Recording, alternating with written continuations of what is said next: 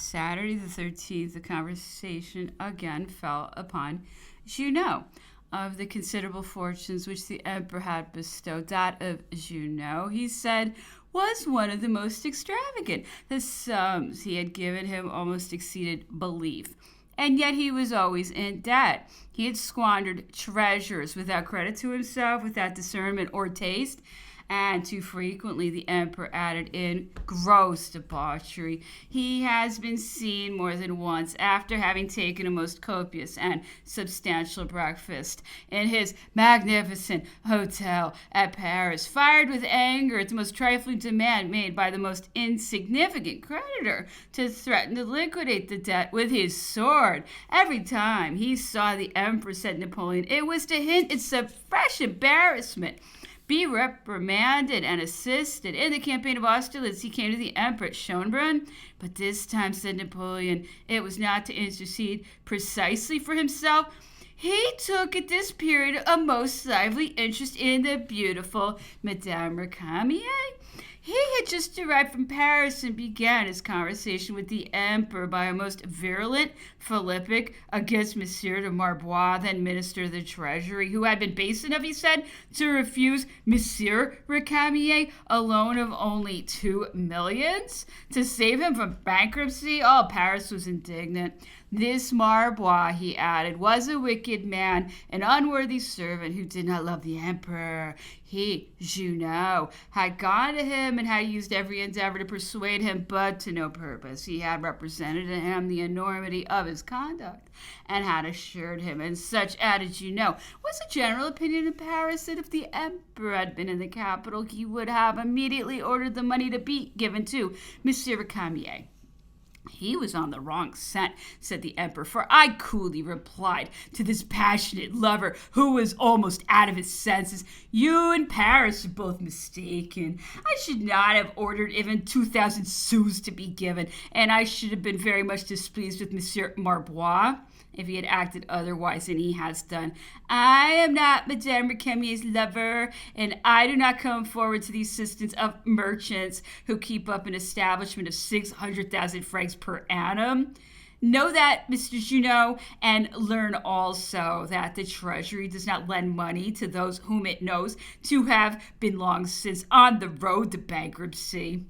It has other claims to satisfy. Junot, added the emperor, was obliged to calm his emotion, thinking probably that there were hard-hearted people at Vienna as well as at Paris. Junot traveled as fast as the emperor himself. He had his inn-relays in Napoleon, hundreds of horses, and other extravagance of the kind.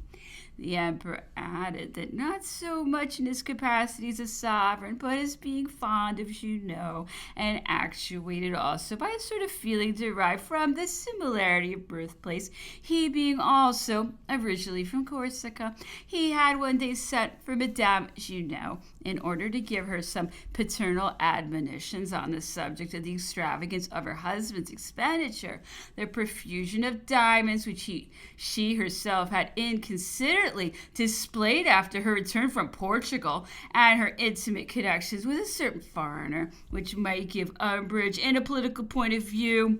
But she rejected this advice, dictated alone by concern for her interest. She grew angry, said the emperor, and treated me like a child. Nothing then remained for me to do but to send her about her business and abandon her to her fate. She fancied herself a princess in the family of the Comines, as you know, had been made to believe it when he was induced to marry her. Her family was from Corsica and resided in the neighborhood of mine. They were under great obligations to my mother, not merely for her benevolence towards them, but for services of a more positive nature.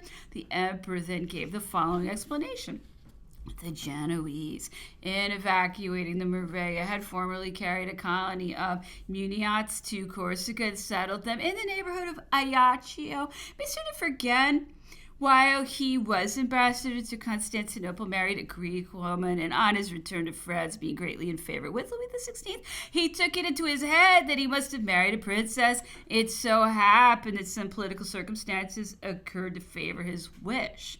The downfall of Constantinople was believed, and at that moment it would have suited France to advance some pretensions to a portion of that empire. A man of the name of Cumin, A relation of Madame de Vergennes was therefore sent for from the Greek colony near Iachia, and having been brought to Versailles, was soon after, by virtue of letters patent of Louis XVI, acknowledged a descendant from the emperors of Constantinople. This said Comnène was a good farmer whose sister had unexpectedly married some years before a Frenchman, a clerk in the victualling department named Paie. After the elevation of the family and through the interest of M. de Vergennes, this P, clerk in the victualling department, had become a man of great consequence, having had the contract for supplying the whole army of Rochambeau. The daughter of the clerk was this very Madame Junot, Duchess of Orontes. Junot, in the campaign of Russia, gave me great cause of dissatisfaction, said the emperor. He was no longer the same man, and had committed some great errors which cost us dear. After the return from Moscow, Junot, in consequence of the dissatisfaction he had given, lost the governorship of Paris, and the emperor sent him to Venice. However, that species of disgrace was almost immediately softened by his appointment as governor general of Illyria, but the blow was struck. The frequent incoherences which had been observed in Junot's behavior for some time past, and which had arisen from the excesses in which he had indulged, broke out at last into complete insanity. They were obliged to seize him and convey him home to his paternal mansion, where he died miserably shortly after, having mutilated his person with his own hands. Sunday the 14th. During the dinner, speaking of dress, it was said that amongst the number of great personages of that time, none had carried the ridicule in that point further than Murat, and yet someone observed his dress was for the most part so singular and fantastic that the public called him King Franconi, director of a theater at Paris. The emperor laughed very heartily and confessed that certain costumes and manners sometimes gave to Murat the appearance of a quack operator or a mountebank. It was added that Bernadette also took infinite pains with his dress, and that Land bestowed much time upon his. The emperor expressed himself much surprised at what he heard respecting the two latter, and this led him to repeat how sincerely he regretted the loss of Marshal Land. Poor Land, said he, had passed the night which preceded the battle in Vienna, and not alone. He appeared on the field without having taken any food and fought the whole day. The physicians said that this triple concurrence of circumstances caused his death. He required a great deal of strength after the wound to enable him to bear it, and unfortunately nature was almost exhausted before. It is generally said, the emperor observed, that there are certain wounds to which death seems preferable, but this is very seldom the case, I assure you. It is at the moment we are going to part with existence that we cling to it with all our might. Land, the most courageous of men, deprived of both his legs, would not hear of death, and was irritated to that degree that he declared that the two surgeons who attended him deserved to be hanged for behaving so brutally towards a marshal. He had unfortunately overheard them whisper to each other, as they thought, without being heard, that it was impossible he could escape. Every moment the unfortunate Land called for the emperor. He twined himself round me, said Napoleon. With all he had left of life, he would hear of no one but me. He thought but of me. It was a kind of instinct. Undoubtedly, he loved his wife and children better than me. Yet he did not speak of them. It was he that protected them, whilst I, on the contrary, was his protector. I was for him something vague and undefined, a superior being, his providence, which he implored. Somebody then observed that the world had spoken very differently on the subject, that it had been reported that Land had died like a maniac, vociferating imprecations against the emperor, at whom he seemed enraged. And it was added that he had had always an aversion to the emperor and had often manifested it to him with insolence. What an absurdity, said the emperor. Land, on the contrary, adored me. He was assuredly one of the men on whom I could most implicitly rely. It is very true that in the impetuosity of his disposition he has sometimes suffered some hasty expressions against me to escape his lips, but he would probably have broken the head of any person who had chanced to hear them. Returning to Murat, someone observed that he had greatly influenced the unfortunate events of 1814. He determined them, said the emperor. He is one of the principal causes of our being here, but the fault is originally mine. There were several men whom I had made too great. I had raised them above the sphere of their intelligence. I was reading some days since his proclamation on abandoning the viceroy, which I had not seen before. It is difficult to conceive anything disgraced by a greater degree of turpitude. He says in that document that the moment has come to choose between two banners, that of crime or that of virtue. It is my banner, which he calls the banner of crime, and it is Murat, my creature, the husband of my sister, the man who owed everything to me, who would have been nothing without me, who exists by me, and is known through me alone. It is Murat who writes this. It is impossible to desert the cause of misfortune with more unfeeling brutality, and to run with more unblushing baseness to hail a new destiny. From that moment, Madame, Mother the Emperor, refused to have anything more to do with either Murat or his wife. To all their entreaties, she invariably answered that she held traitors and treachery in abhorrence. As soon as she was in Rome after the disasters of 1814, Murat hastened to send her 8 magnificent horses out of his stables at Naples, but Madame would not accept them. She resisted in like manner every effort of her daughter Caroline, who constantly repeated that after all, the fault was not hers, that she had no share in it, but she could not command her husband. But Madame answered like Clytemnestra, if you could not command him, you ought at least to have opposed him. But what struggles have you made? What blood has flowed at the expense of your own life? You ought to have defended your brother, your benefactor, your master, against the sanguinary attempts of your husband. On my return from Elba, said the Emperor, Murat's head was turning on hearing that I had landed in France. The first intelligence he received of this event informed him that I was at Lyons. He was accustomed to my great returns of fortune. He had more than once seen me placed in most extraordinary circumstances. On this occasion, he thought me already master of all Europe, and determined to endeavor to wrest Italy from me. For that was his object, the aim of all his hopes. It was in vain that some men of the greatest influence among the nations, which he attempted to excite to rebellion, threw themselves at his feet, assured him that he was mistaken, that the Italians had a king on whom alone they had bestowed their love and their esteem. Nothing could stop him. He lost himself and contributed to lose us a second time. For Austria, supposing that he was acting on my instigation, would not believe my professions and mistrusted me. Murat is unfortunate and corresponds with his conduct. Murat was endowed with extraordinary courage and little intelligence. The too great disproportion between those two qualifications explains the man entirely. It was difficult, if not impossible, to be more courageous than Murat in Land, but Murat had remained courageous and nothing more. The mind of Land, on the contrary, had risen to the level of his courage. He had become a giant. However, said the Emperor in ending the conversation, the execution of Murat is nevertheless horrible. It is an event in the history of the morals of Europe, an infraction of the rules of public decorum. A king has caused another king, acknowledged by all the others, to be shot. What a spell he has broken! The summary of the 3 months of April, May, and June. I have already observed that in a work like the present, it is impossible to keep up in any point a unity of interest and of object. I shall therefore now attempt to supply this defect by retracing in a very few words and uninterruptedly the circumstances of aggregation which have occurred in the Emperor's situation during these 3 months, the repeated instances of bad treatment to which he has been subjected, the visible decline of his health, the general tenor of his habits, the principal topics of his conversation, in a word, the bulletin, both physical and moral, of his person during that short space of time. First, a new governor arrives who turns out to be a man of either very narrow views or very bad intentions, a corporal with his watchword instead of a general with his instructions. Secondly, a declaration is required from every one of the captains that he submits beforehand to all the restrictions that may be imposed on Napoleon, and this in the hopes of detaching them from his person. Thirdly, an official communication is made to us of the convention of the allied sovereigns, who, without further ceremony, proclaim and consecrate the banishment of Napoleon.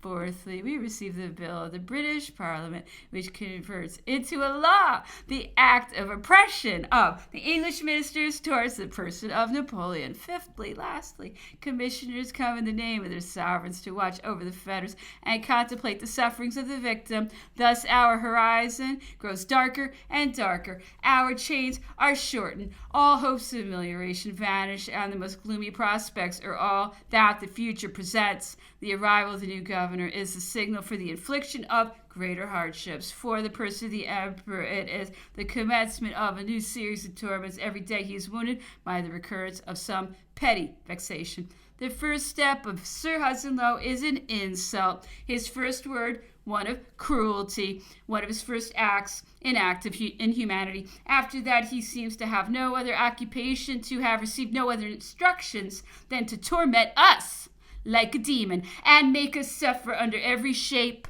on every occasion, and in every way. The emperor, who at first resolved to adopt a system of strict stoicism, is nevertheless moved with indignation at this conduct and expresses himself in strong terms. Conversations grow warm, the breach is made, it will grow wider every day. The emperor's health is visibly affected, and we can observe a rapid alteration. Contrary to his natural temperament, he very frequently feels indisposed. On one occasion, he is confined to his room for 6 days running without going out in the least. A secret melancholy which endeavors to conceal itself from every eye, and perhaps from his own, begins to take possession of him. The latent seeds of disease appear ready to be lurking in his system. He contracts every day the circle, already so confined, of his movements and his diversions. He gives up riding on horseback. He no longer invites any Englishmen to dinner. He even abandons his daily occupations. The dictations in which he had hitherto seemed to take pleasure or to stand disgust had seized him. He would sometimes say to me, and he could not muster courage enough to resume them, the greater part of his days is passed in turning over some books in his own apartment, or in conversing with us, either publicly or in private. And in the evening, after his dinner, he reads to us some plays of our great poets, or any other work which chance or the choice of the moment brings to his hand. Yet the serenity of his mind, the equanimity of his disposition towards us are not in the least impaired. On the contrary, we seem more united like one family. He is more ours, and we belong more to him. His conversations offer a greater degree of confidence, effusion, and interest. He would now often send for me in his room to converse with him, and these private conversations would sometimes lead him to subjects of great importance, such as the war in Russia, that of Spain, the conferences at Tilsit or Erfurt, which will be found at that period in my memoirs. And I must here make or repeat some observations which I beg my readers will not lose sight of throughout this work, as they will serve to anticipate any reproaches or objections that might be suggested by the want of order, the scantiness, and the imperfection observable in the relation of objects of so much importance. The fact is, if I have not already said it, that when conversing with the emperor, either publicly or in private, I have never taken the liberty of making any observation or of asking any explanation, even when they have appeared to me to be the most necessary. And this reserve I consider to be imposed upon me, first, by respect and decorum; second, by the fear of interrupting conversations always interesting and important; third, by the hope of seizing truth, as it were,